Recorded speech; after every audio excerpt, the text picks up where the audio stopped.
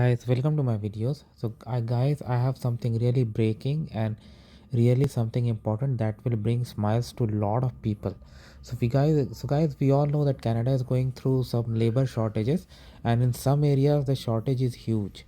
And because of this, recently Government of Canada announced some students can work more than 20 hours per week.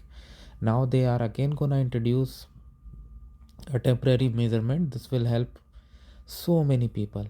So as per this, starting in January, we will introduce a new 2-year temporary measure to expand work permit eligibility to spouses, common law partner, and working age dependents of temporary workers of all skill level. So earlier, like if you are on NOC 0AB, your spouse was allowed to work could apply for an open work permit. But now, regardless of your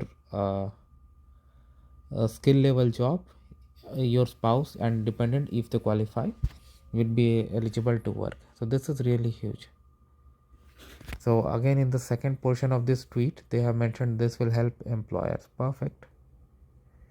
And that we know, especially in the healthcare and other sectors, it's too bad.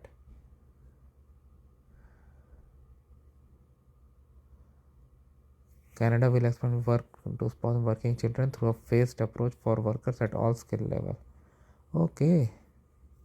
So this means like more than 200,000 foreign workers could begin working. Those are already in Canada, maybe a lot of them would already be in Canada and can start working. Okay, phase 1 will enable family members of workers coming to Canada through the high wage stream of foreign worker program or international mobility program to apply. Phase 2 to expand immediate to family workers from low wage stream. Okay, agriculture partner stakeholder. Perfect. So this is really great, guys, and this will help a lot of people. Now we have to wait till January to see it really getting materialized. So thanks for watching this, guys. Please subscribe to the channel. Thank you.